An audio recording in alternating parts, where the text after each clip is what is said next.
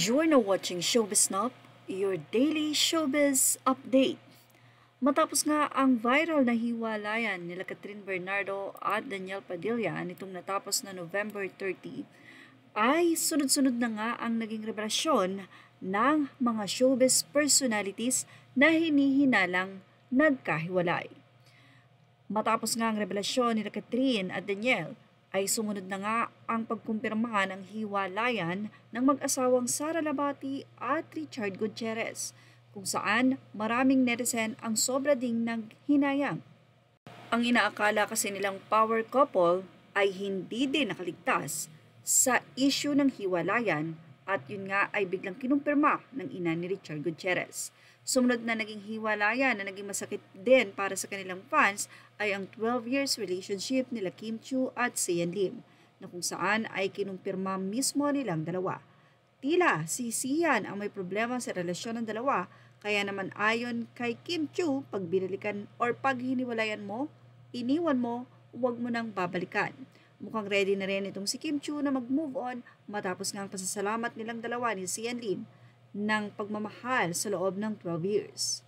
Pero syempre, ang pinakamahabang issue na talk of the town pa rin hanggang ngayon ay ang hiwalayan ni Catherine at ni Daniel, na alam natin na isa sa pinaka-famous na love team na Real and Real, na kung saan ay hindi ngayon na-expect na si hiwalayan talaga magaganap. Na-expect pa nga ng mga netizen ay maikakasal na ang dalawa year 2024, pero hindi pala dahil year 2023 ay tinapos na nga ang relasyon ng dalawang ito.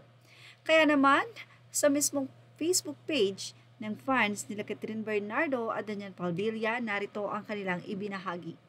Isa si Sarah Geronimo sa talaga namang sinubaybayan din ang love story ng kanyang mga fans. Nagkaroon sila ng mutual understanding ni Gerald Anderson. Ganoon naman din na nanligaw sa kanya si Raver Cruz, pero dahil nga sa higpit ng kanyang ina at nakafocus sa career, ay napakamasunuri na bata talaga nito ni Sarah Geronimo. Pero, hindi nyo ba alam na may nakadaan pala talaga para sa kanya? Sa tamang panahon ay darating at darating ang tao na inilaan sa iyo ng Panginoon. Talagang maghintay ka lang.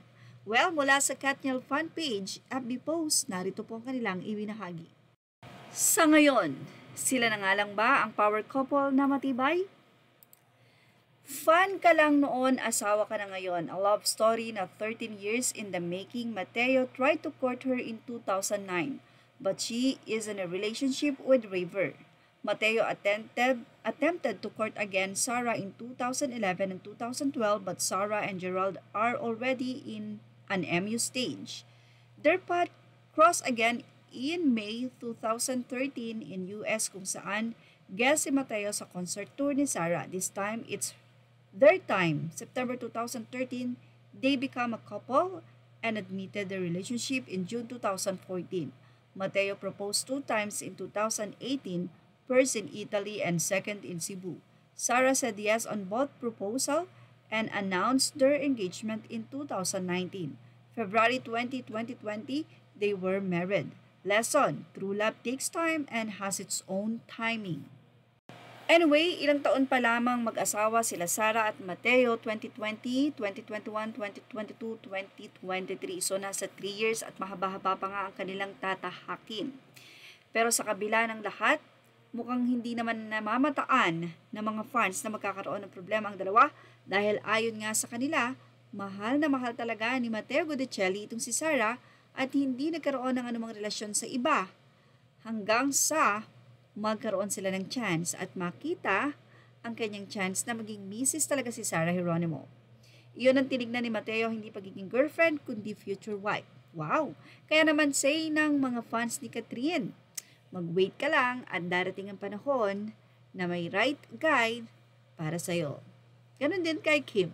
Yan ang ating Showbiz Top Update. Images are all credit to the rightful owners and thank you for watching Showbiz Now.